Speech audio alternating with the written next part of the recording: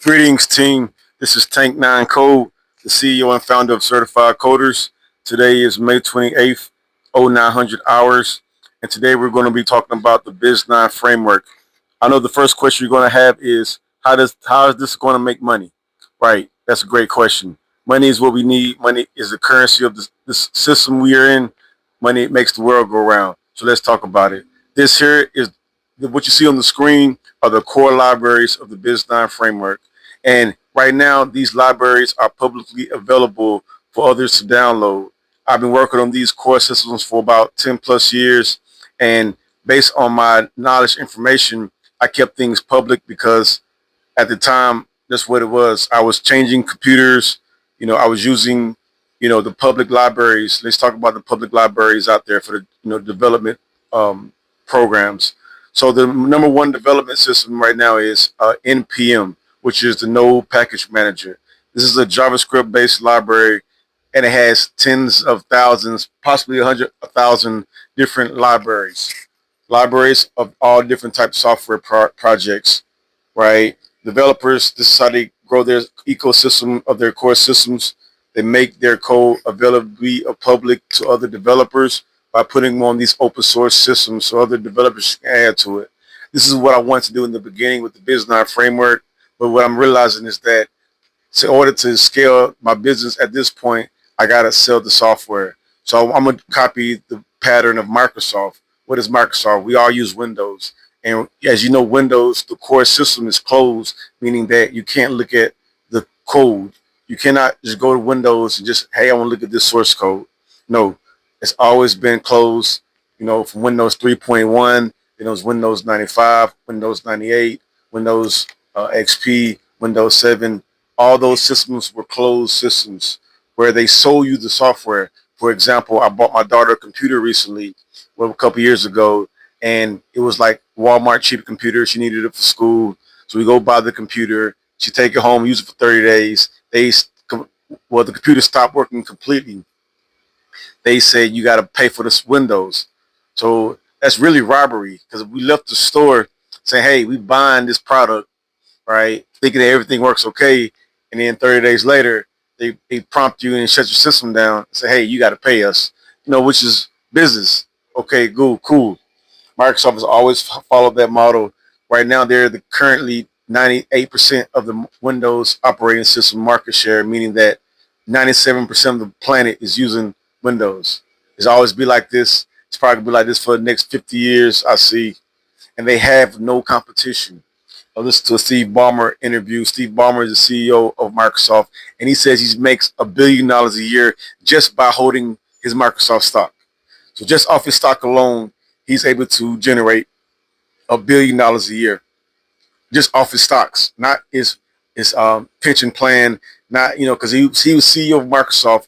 But when he sold it, he went to go buy the what's the basketball team out there in NBA land out there on the West Coast. He bought the LA Clippers. He bought the Clippers for like $2 billion. So the day he bought the Clippers, he quit Microsoft.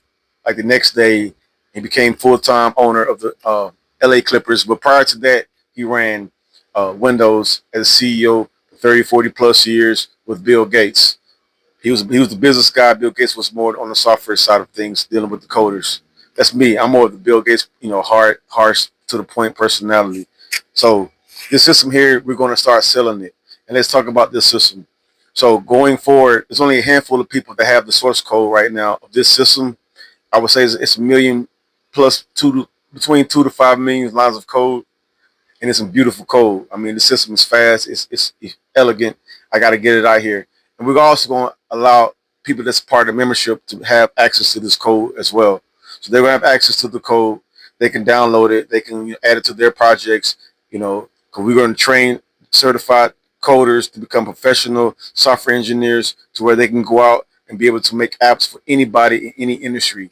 They can go get a job, 9 to 5, working for big corporations. They can even team up with a corporation, do a project, and or they can start their own business, which I prefer to do, and have your own customer base, have your own focus clients, how you interact with them, your own set things. Because some people like only particular certain industries to deal with. They only want to be in pharmaceuticals. They only want to be in healthcare. They only want to be with sports. They only want to be in entertainment. They only want to be in media. They only want to be in small businesses. They want to be in the beauty business. All those businesses, all those owners, they need a mobile app and a professional website, period. It's 2006, 26. If you don't have these things, you're way, way behind. So let's talk about this particular system. So we're going to close this system, meaning that I'm going to take it all offline. You won't be able to find it anywhere. You search for it, it's not going to pop up. But if you sign up for the membership class, and you'll be able to have access to the code. Plus all of our clients as well, they'll have access to the code. So let's talk about the particular libraries now. So many minutes we're in the video. Okay, we're going to talk about it. We're at 5 minutes. So the BiZ9 scripts system, BiZ9 scripts, this particular script is a script of, it's a system of scripts, bunch of scripts, right, for GitHub. Okay, so let's just slow down. So you have an application, right? So you want to make a website or a mobile app. The first thing you need to do is to prepare your development environment. You need to get all the downloaded tools, everything you need to make the applications. And the BiZ9 scripts helps you to do that, right? The scripts sets up, it does run certain features and certain configurations to get your computer ready to start building business apps. So it has maybe about 40 or 50 different scripts pertaining to one particular popular ones are for Git. And Git is a repository for saving application. We're going to dive more into Git. You can go to github.com, right? And Git is how you process and manage and share your application.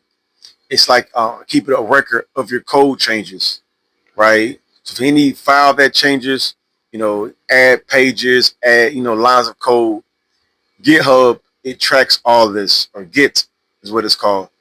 So you need to be able to manipulate your project, share your project, send it to the repository. The BiZ9 script has many popular scripts you can run to be able to do so. So that's the BiZ9 scripts library. The BiZ9 utility, we're going to now go into the actual applications, right?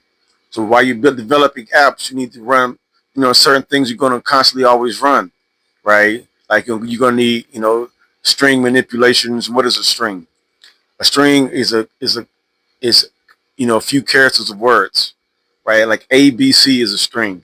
If you say, this value equals, 65. Well, that's not a good example. You say this value equals, jump. Jump is a string. You need to manipulate strings, right? You need to make them, you may need to make them capital. You may need to make things underscore, so in string manipulations, right? Like words. You think of strings, think of words. And with all applications, you have words, right? You have sentences, you have paragraphs, you have single digit words.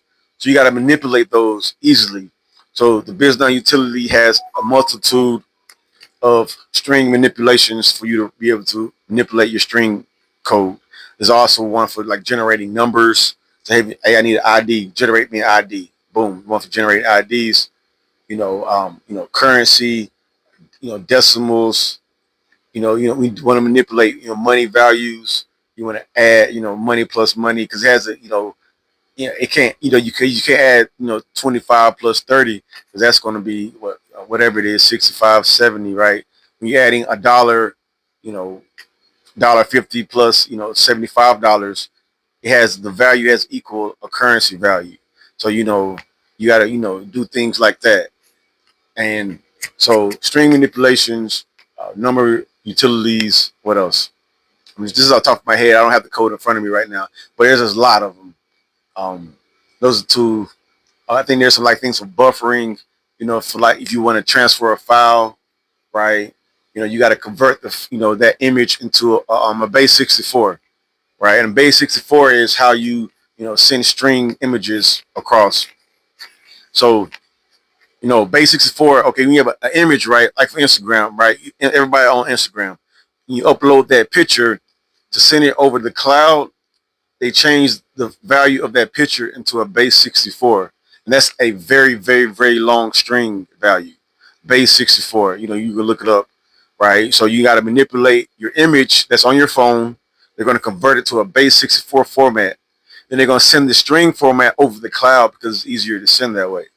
Then they're going to send it, you know, they're going to process that base 64 file. When it gets to the server is going to convert it over from a base 64 back to an image, and it's going to save the image or write the image to a server on that side.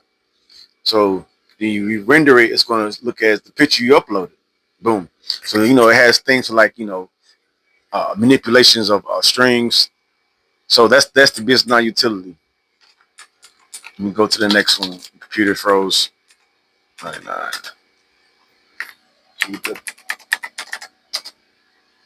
Okay, what's the next one? Okay, now we get into the applications, right? Because, you know, you making a mobile app. Our particular focus at Boss Apps, you know, and the Certified Coders Development Team is, you know, we focus on business apps. We don't do a lot of games. You know, games, right? It's hit or miss with games. There's so many games in the App Store. You know, it's millions, right? I mean, you know, people are gonna love it or hate it. But the value and the time you put into that game, you know, it can be hit or miss. But you're dealing with doing business apps. You're dealing with business to business. So that's what we kind of focus on is business to business apps. So the core of a business app, you have these functions, right? So you have, you know, BiZ9 data app. And what is the BiZ9 data app? This particular library. It handles data, right? So if, you know, when you move in data and application, you gotta package it up. So, you know, if you want to get like a product, I have a new product I want to add to my shopping cart. You're gonna say, hey, BiZ9 data, give me a product object, right? And the product object is going to contain what?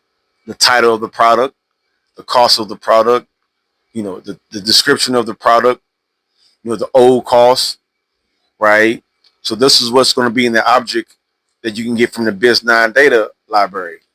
And it's going to return to you a product's object. You know, you can do an image, and hey, give me an image. What's the image? It's going to be the base 64 value we talked about before, and it's going to be, you know, the title of the image, and, you know, or the URL where it's located. You know, what's an or blog post. Hey, I want to put a blog post on my application, right? So you say, hey, the BiZ9 data app, give me a blog post object, and the object is going to pertain, you know, the title of the blog, the author of the blog, you know, the content of the blog, and that's going to be your blog object you get from the BiZ9 data. And when you're said and done, you can take that data object and write it to the BiZ9 framework data app system, which is not on this particular library. And that BiZ9 data system, that's the icing on the cake. That's the big boy. That's man, that thing is big. That's a lot of code. It's been condensed over the years, but that's probably like the first one I wrote, right? Because any system you have, you got to be able to manipulate the data. Data is the most important thing. You know, now we have AI. So you can say, hey, AI, you know, you ask AI a question, it's going to send you back the information. So it's just been a transfer of data information. Your data is your question, and they're going to respond back with more. Your data is going to be respond as an answer to your question. So the BiZ9 data, it handles data, any kind of data manipulation you have. You know, you want to get a test product. Hey, give me 10 test products. Give me 1,000 test products. Hey, give me 1,000,000 test products. I want to take all those million test products. I want to render them with these products, these test products I just bought. Hey, I want to send them to the product store and parse them and save them. So this is what you do in the BiZ9 data app library. You know, you want to say, um, BiZ9 data, anything with data. I spend a lot of time in this particular library, right? Because and it's a part of the base of any system. It's like the building blocks. It's the core, the BiZ9 data, right? So this is the data. Anything dealing with data is BiZ9 data.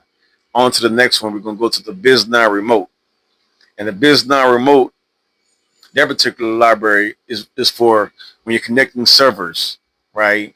When you're sending data from place to place, you got to connect computers or connect servers. So your BiZ9 remote, it's going to help you do so. So you want to say, hey, send this data over to this server over here. You're going to use the BiZ9 remote library to do so. You know, and it could be it could be a mobile app or a website. The BiZ9 remote, it's very condensed to where it just handles, you know, sending back and forth of data, right? So it can connect to any server and it can send the data and we get a response of that data. So that's the BiZ9 remote. The BiZ9 image, that's for image manipulation, right? Like with Instagram, we talked about, I want to, most applications are going to have an image. That's just one of those things with any app. It's going to have some type of picture, some type of image. I don't care if it's a GIF, it's a, any kind of logo, right? Any type of thing. Most applications are going to contain some type of image to some degree. So any type of image manipulation is going to be done in the BiZ9 image. You can write to the file, for example, upload a picture. I'm going to upload a picture through my phone, send it to the server, and write it to the server. Now that picture is saved in the cloud or on my server. The BiZ9 image, it manipulates images, so it's going to take the image, it's going to rewrite, it's going to re-render the image to whatever it needs to be rendered to. Then it's going to save it using the BiZ9 image processing. It processes images. You want to say resize this image, because for example, you have an application, you can't say upload this one picture and it fit different, screen sizes, right? You want to say resize the image for, resize one to be large, resize one to be medium, resize one to be small. And based on the device you're looking at it on, it's going to reparse that image or show the particular format you saved it in. So when you upload an image, it's going to say, hey, save it to whatever these sizes I want needed to be. It may be 10, it may be 5 different sizes. So think about it. And out of one image, it's going to be resaved 5 different times in 5 different sizes. You see, it's going to be, small, medium, large, big, extra big, right? And then between whatever device you're looking at it on, whether it be a mobile, looking at it on the computer screen, or, you want to blow it up to be on a banner or a big TV, you're going to pull that image based on that, because you don't want to what they call pixelate the image. Excuse me. You don't want to pixelate. I can't say that word. Pixelated. The picture looks crazy, like you really can't see it. It's like it's been like reformatted. That's what happens, So you got to resize it to a particular fit, whatever size the screen is. That's the BiZ9 image. Now we're getting down to the BiZ9 logic. The BiZ9 logic is, those libraries pertain to popular things you do within applications. And one is like a favorite. I'm gonna speed it up because I only want this video to be 20 minutes, as we're in 17 minutes now. So the BiZ9 favorite is for, like, you want to say something to your favorites, right? Like it's like for a like, right? Your Instagram, you're scrolling. I want to like this video. I like this YouTube video. Or I like this picture, right? That logic right there of liking or adding it to your favorites. That's what you do with the BiZ9 favorite. It's for favorite processing. So I want to say, hey, save this particular product to my favorites. This is done on all applications. Everyone likes it. We're going to favorite it. We're going to, like it, things like that. So that's the BiZ9 favorite. The BiZ9 review, that's for reviews or like feedback. You have a business, people are going to leave comments. They're going to leave feedback. They're going to say, hey, BiZ9 favorite, save it. And, oh, no, excuse me, the BiZ9 review. And with the review, you're going to have the title of the review. You're going to have the actual comment. You're going to give it a rating, 1 to 5. I'm going to give it a 4, give it a 3, right? Like you go to a restaurant, you want to leave a review, or if you want to leave feedback, this is the BiZ9 review. It processes reviews. So, and then you can say, hey, give me my 50 reviews for this product. So you're going to pass in that ID for this particular product, and it's going to send you back those 50 reviews. It's going to also send back the user of that review, the user's, title, the user's name, the user's location, and the user rating that it gave you for the particular product. That's done in the BiZ9 reviews. The BiZ9 store, that handles, your products, your store, right? You're just going to process your data, adding to a cart. I like this product, add to cart. Boom. Product, you save it to your cart. I want to add it, then take those cart items and now process it to an order. So you're going to take that cart items and process to an order and put it out. Boom. So that's, you're dealing with your products, saving your products to a store, then say, hey, now put this product store information into, you want to save your products, and then you want to, calculate the total of the products, add the shipping, add the sub products, all those things, all these different, functionality. This is done in the BiZ9 store. The BiZ9 user library. What's the BiZ9 user library? That library is for user manipulation, right? So I want to say, hey, for anything you're dealing with the user. Yeah, go to application. You first get there, you're going to be a guest. So hey, probably give me a guest user. And the guest is going to contain a temporary ID, the location of this user. What else? And then boom, it's not log. I'm not logged in. This user's not logged in. So now you want to say, hey, log me in. So you can use the BiZ9 user library to log a user in. You're going to say, hey, log me in now. So you're going to take that user and it's going to log, you're going to send it to the user login library and it's going to process and make sure the email is right, make sure the password is right, and say, hey, successful login, or it's an unsuccessful login. Then you also want, you're going to save as a stat, which we'll get into later, the stats of like how many login attempts, where was this person logging in from? This is how deep the BiZ9 framework gets. And the BiZ9 website. BiZ9 website, that contains anything pertaining to a website. So with the website, you have form fields, right? Like a form, you have what? Like, what's the information in the form? Most forms have what? A title, the contents, the age, the size, any of those fields dealing with, a website for form fields. It's dealing with the BiZ9 website library. So, I want to, wrap this up. We're at 20 minutes.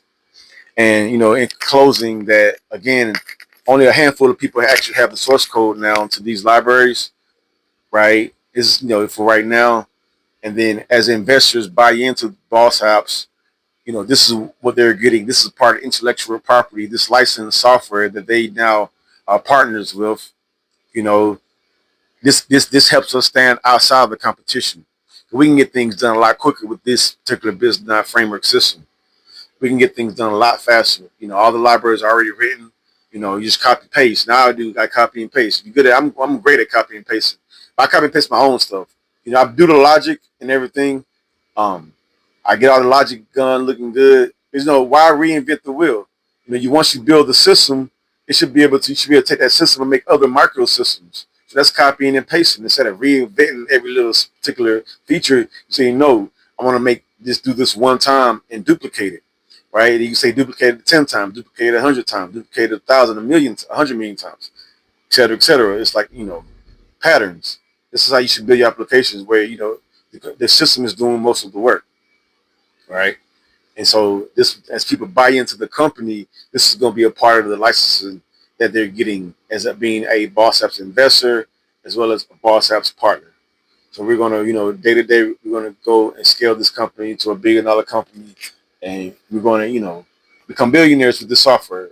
And so on the start from here, we're going to gain partners. And people who want to do apps in auto industry, they want to do apps for the sports industry, they want to do apps for the beauty industry. We're going to partner with them to be their development, their go-to for developers to be able to make them applications at a high level, using these core, professional systems. So we're going to close out now. I'm Tank9 Code. Thank you for tuning in. Be sure to follow me on my Instagram is Tank9 Code. It's TANK, the number 9, CODE, and I'm also on YouTube right now, Tank9 Code. So we're going to close out. Everyone have a wonderful day. Talk to you soon. Yep, yep.